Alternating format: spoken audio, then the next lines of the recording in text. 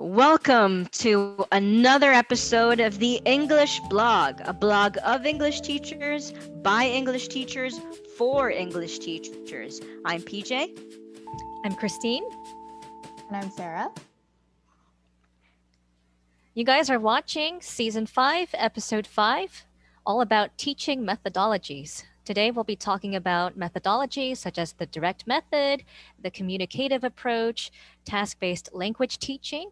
If you want to hear us talk about things like the historical context of each one, how to practice each one, and examples of each methodology, we have exactly what you're looking for.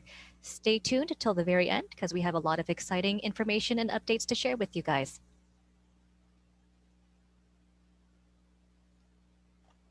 Thank you to our partner, Good Vibes FM 90.5 in Mindanao, for broadcasting us on the radio. Check out their Facebook page for more of our content and also more of the station's content.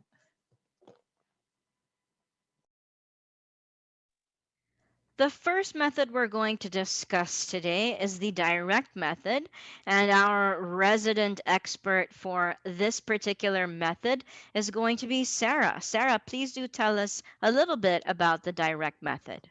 Okay, so the direct method is the oldest of the methods that we'll be talking about today.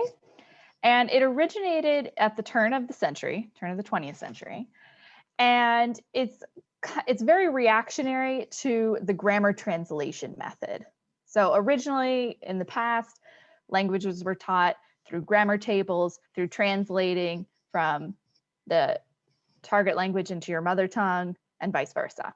Okay, then we are born direct method. Direct method, the key cornerstone of this method is that you do all of your teaching in the target language. You no longer use the L1 or the first language of your students. Related part and parcel to all of this is you teach in a, so they say, a more natural way. So it's really based on speaking and listening. The teacher is going to teach you in the target language, and you're going to learn grammar kind of implicitly or inductively, like you would have learned grammar as a child learning your first language. There's not going to be a table that you have to copy or explicit exercises to practice. It's all going to be done through experience. And the key idea is to eliminate the mother tongue so that you are learning concepts and the grammar without any interference from your mother tongue or any other language for that matter. Okay. Some examples of this would include, it's really question and answer based because that's the heart of how you model real interaction that you would have in a natural method. It's also called the natural method, direct method.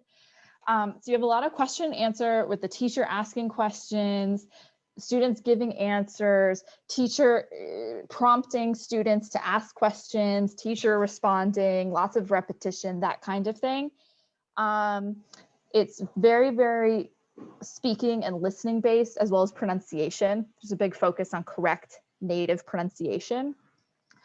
Other examples of the types of activities and exercises you would use a lot of realia, a lot of real objects, because you're trying to connect it to that concept without the intermediary of any other language or symbolism.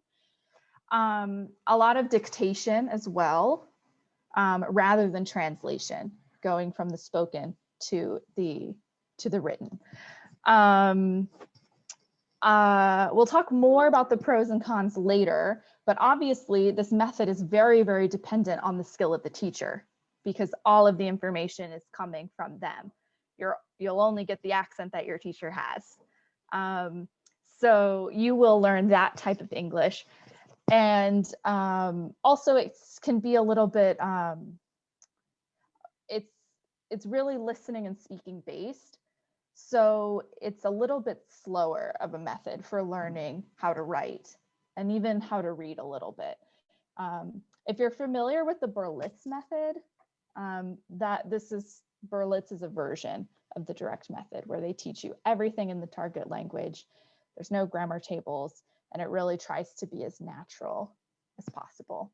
And we'll talk more about our pros and cons later, but I have been taught through this method and I have used this method in teaching as well. So we'll talk about that when we compare all three types. Thanks so much, Sarah. The next methodology we're going to talk about is the communicative approach. And I'm going to actually talk about this with you a little bit. So, the communicative approach is also known as communicative language teaching or CLT. And it emphasizes the importance of real communication for learning to take place. And it started in the 1970s. And it was basically a reaction to a systems based approach like the direct method or the audio lingual approach, which the focus was on acquisition of grammatical systems and vocabulary. This is where one of the great things about this approach is that we start to focus more on the learner, and we start to have a learner centered classroom, and we start to look at TTT or teacher talking time. So here the emphasis is really trying to get the students to develop something called communicative competence. And that's using the language for different purposes and functions, and knowing how to vary your language use according to the setting and participants. So how do you practice this approach? Well, first of all, your lesson should have communicative aims, right? What kind of function is the language supposed to be used for? So you want to look at exercises that focus on real life situations, like for example, how to order food at a restaurant, how to make a hotel reservation, how to apologize or respond to an apology. So the language for these lessons will be based on the purpose of the communicative task, and that will determine your language focus rather than going through um, tenses based on the simple tenses to the most complicated tenses. It's really learning the language based on the real life situation that you're going to need to use the language for. uh, how can you practice this in the classroom? Another thing that you want to do if you're going to practice this in the classroom has to do with your materials. So you want to use authentic materials as much as possible in the classroom. And that means, maybe getting your students to create social media sites in English or blog posts, or if you're giving them a reading, give them something from a book that's already been published, or a magazine that they like to read, even an online magazine or one that's popular. They're much more likely to be receptive to that. um, and I need to talk a little bit about the role of the teacher. So now, this is standard, but when it first came out, CLT emphasized that the role of the teacher should be more of the facilitator, and most of the talking time should go to the students. So the purpose of the teacher is to communicate context, to create a lot of context for the lesson to take place before it begins. And of course, maintaining learner motivation and then giving feedback. Now, when it comes to the types of activities that you can use, role plays are a great a tool for this approach, because the focus is on fluency and not accuracy. Another one is information gap activities, because if you do go to a foreign country, there is that information gap, and it mimics an actual interaction between a native speaker and a learner. So those are a couple of things that you can look for when you're considering how to put this particular approach into practice. Thank you for being with us today and learning all about different teaching methodologies. This is just a quick reminder of all the places that you can find the English blog, namely our website, www.theenglishblog.com. But we are also on Facebook, YouTube, Instagram, and LinkedIn, where we post our blogs and all our new blog content. So whatever platform you prefer, please reach out to us and tell us what your favorite methodology so far has been, what methodology or methodologies you use in your own classroom. If you're dreaming up an all new one that's going to revolutionize teaching forever, please comment on this video, drop us a line, and talk to us. We're here for you. All right. Thanks so much, Sarah. The next methodology we're going to discuss is task-based language instruction. And our resident expert for this methodology is Christine. Christine, please tell us a little bit about this way of teaching language. Task-based language instruction was also formed in the 1970s, just like the communicative language approach, which I will talk about a little bit later. There's a lot of overlap between the two. And just like with the previous approach, there was a lot of dissatisfaction with language education because it overly focused on the absorption of grammar rules and vocabulary and not on the student's actual ability to use the language in the real world. And as I said, there is a lot of overlap between this approach and the communicative approach. A lot of people say that this is an extension of the communicative approach. And some people even say that while you can think of the CLT, which is another way to call the communicative approach, as a sort of philosophy, you can think of task-based language teaching, TPLT, as it's also known as the actual practice of this philosophy. But I think that they can actually be put to practice. There are many things that can be considered TBLT. It's not just one set of procedures. However, there are two guiding principles. The first is that meaning is primary, and the second is that there is a relationship between what students do in class and what they do outside of class. And one question that this approach asks is, what can students do that goes beyond language, beyond just learning grammar and vocabulary? For example, can they order food at a restaurant? Can they ask for directions? Can they interview for a job? And so on. So the second part is how to practice this approach. There are three phases of this approach. The first is the pre-task phase, wherein you introduce the task that the students are going to perform. There are a variety of ways that you can do this. One way is to give students vocabulary or grammar that they'll be using in the task. So you're basically giving them the tools to perform the task. Another way is to have them think about what language they'll need in order to perform the task. So basically the tools come from the students themselves, but you're trying to elicit that from the students and get them thinking. The second phase is task planning and performance of the task. You have the students in pairs or small groups, since the tasks should be communicative. And for the third phase, you have the post-task phase, and that is where the students present. And there are, of course, a whole variety of ways that they can present. They can perform a skit, they can share their story or whatever output they created with the class. As you can see, this is pretty much aligned with the presentation, practice, and production lesson structure, also known as PPP. So if you practice this lesson structure, then you're pretty much putting task-based language learning to practice. And the last part is examples of exercises, and I'm going to talk about a lesson that I actually used in my social club class at Enderin. It was a lesson on offering and asking for help.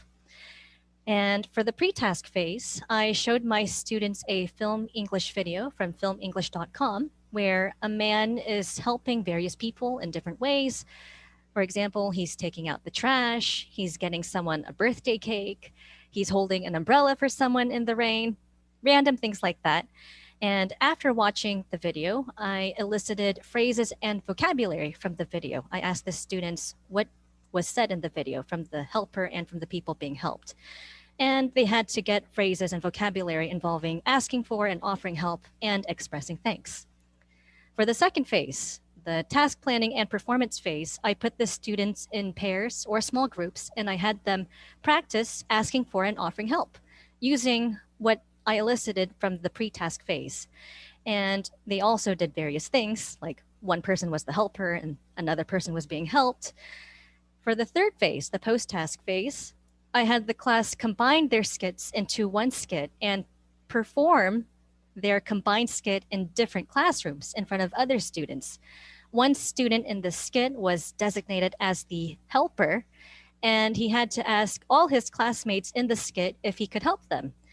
And they all had different things that they needed help with. Some needed help painting their bedroom wall.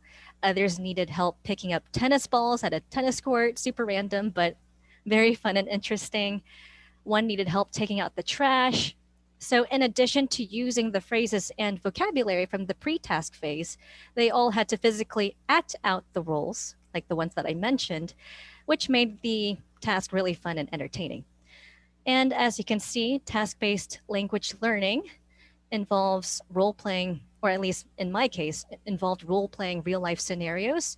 So, with this approach, the students were learning things that they could immediately apply in the real world.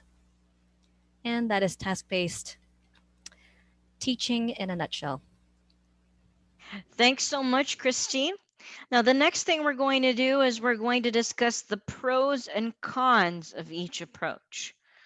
So, I think that we're all pretty averse to the direct method. Am I right, Sarah, Christine? What do you You have to are say? wrong, PJ. Excuse me, I had to get up on mute there. I I want to say, before we even talk about the pros and cons of everything, that I think ultimately the best English classroom has a mix of all. I think that communicative learning and task-based learning have the right idea in growing off of each other. I think the direct method is a little bit too reactionary, to be honest with you. I think they might have thrown the baby out with the bathwater on that one, because they got rid of everything about the grammar translation method, which oftentimes does have a place in the language learning classroom. I think that's why if you look at textbooks today, you'll see they'll still have a grammar table, they'll still have communicative activities, and they'll have to have a functional language section, which would be a task-based approach. And they're all integrated together. The direct method, I think, as somebody who has, I did a lot of grammar translation method, and I did a lot of direct method in learning foreign languages myself. And I think that the direct method is best used in the host country. I think that's where it gets the most use, because you're living your whole life in that language. I think its utility decreases significantly when you are out of a native language environment in your target language, because it isn't natural. You're just there in the classroom for 3 hours a week, and it's not sufficient. And it can be really, really slow for people that either already speak another language. So like they got it, like I get the grammar, let's get moving. And then it can be really, really overwhelming and slow in a different way for true beginners who maybe have never even thought metalinguistically, never had to learn another language, never thought about their mother tongue. And it can be very frustrating for those two groups of people, which make up a lot of students. So yeah, I would say I don't hate the direct method. I love the direct method when it is done in the right scenario and for the right purposes. Obviously, if somebody's wanting reading and writing academic English to publish something in English, don't really need the direct method. You kind of need grammar translation. What do you guys think? Christine, share your thoughts. It's not really a disadvantage of task based teaching itself, but I think it's a problem that can occur when people use this approach. So the point of task based language teaching is to get students active and actually doing something while learning the language, and not just simply absorb grammar and vocabulary, which we talked about earlier. But teachers may run the risk of focusing too much on performing the task and not actually acquiring the language which they will be able to use in the real world. So when I guess forming a lesson based on this teaching methodology, just make sure that you have in mind what exactly your goals and objectives are for the class and not just focus on the task at hand. Just like with technology, there's a lot of talk about how to incorporate technology in the classroom, but I think one problem is that teachers focus too much on the technology aspect of the class, not so much on the objectives. They lose sight of it because of this overly large focus on technology. So, I guess with task based language learning, just always have the objectives and goals of the lesson in mind. Don't focus too much on the task at hand. Because with the communicative approach, I feel like the opposite is true. Mm. Like there's not enough emphasis on controlled practice. Mhm. And um, I think that's the real downside.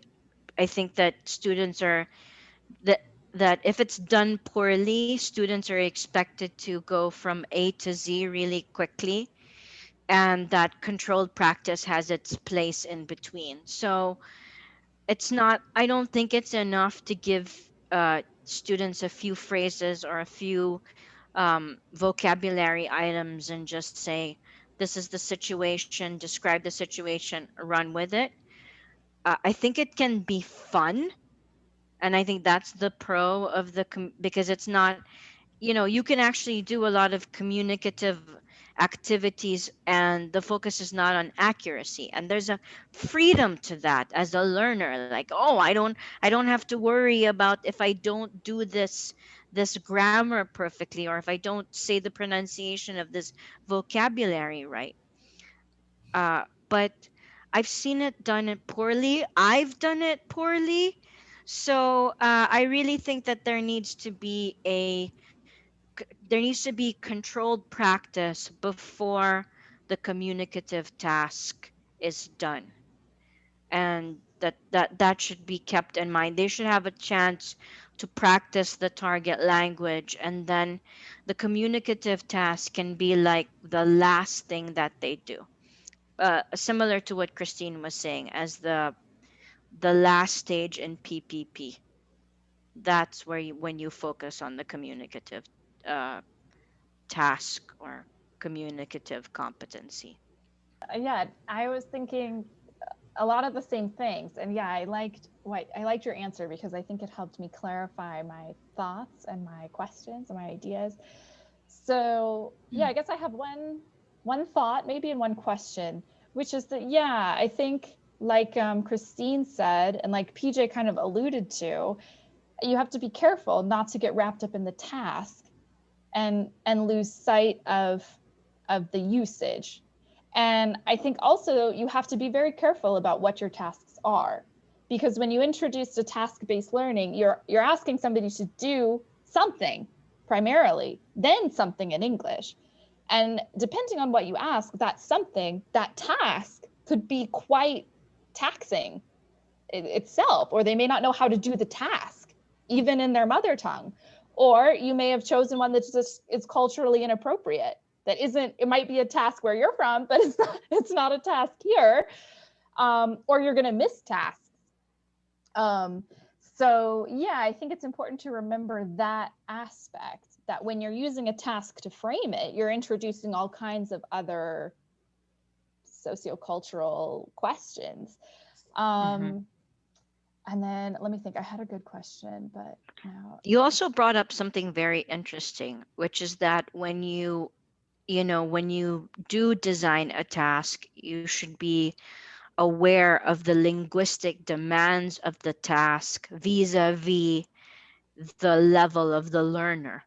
I think that's a really important piece of that, because you might want to do a certain task. It's a great idea. It's thematically appropriate for you. It gets you excited, but the level of your learner isn't there yet. They have to, like I said before, skip too many steps ahead to be able to use that particular language structure, for example. yeah, and I think when you have that disconnect, it gets less authentic. because they're using language for a task that is actually inappropriate. You need a higher level, or maybe you just need a different vocabulary, and it's not getting the authenticity that task-based approach is really going for.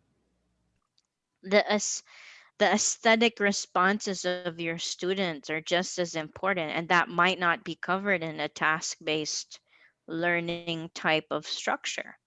Yeah. Just something as simple as, that's why we go back to the communicative approach, because there doesn't necessarily have to be a task. I always like to get my students' opinions about things. That doesn't really serve any purpose, but it allows them to communicate. Does that does that answer your question, Sarah?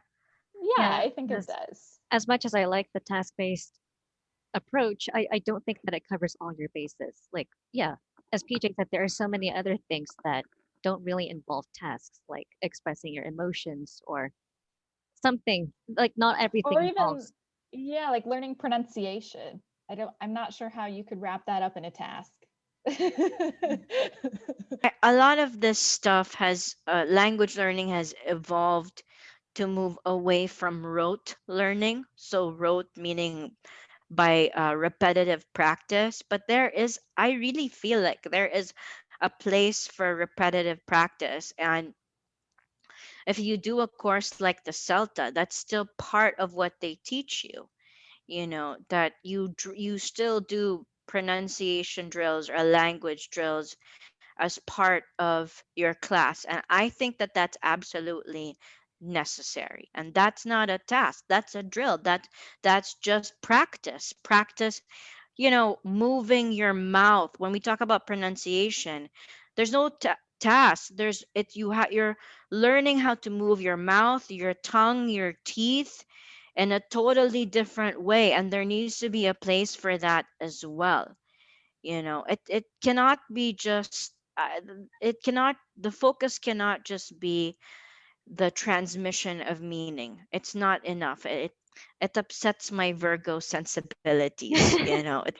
It's a very like rough, rough and dirty way to do language. I mean, yeah, you'll be able to communicate, but you might sound just like you're from another planet even while you're communicating. You know, I don't know. Thoughts? I think effective language teaching combines different methodologies and just doesn't stick to one. Like, you have a good mix of task-based language teaching and direct method if you're into that method, and communicative learning. You combine the three and not just stick to one. And I think that is effective teaching. Totally agree. All right. With that, I think that we are done with this episode. Thanks very much for joining us on another episode of the English blog. Thank you to our partner, Good Vibes, 90.5 FM in Mindanao. Please check out our page for links to them and their page for links to us. Take a Yeah. screenshot of all the English blog's social media and reach out to us across whatever platform you prefer. Please let us know what you think of teaching methodologies, your personal experience with these, and also any other future topics that you want to see from the English blog team. Thank you guys for listening. We provide customized lesson plans. If you know someone who's interested in customized lesson plans, do get in touch with us. And please do follow our Facebook page. Recommend our page to your friends so that they have access to our weekly vlog and blog content related to ESL education. And when you get a chance, visit our website, www.theenglishblog.com. Once again, we are the English blog team. I'm PJ. I'm Christine. I'm Sarah. And we will all see you in our next episode of the English blog. Thanks for joining us and have a great night. Bye. Thank you. Bye.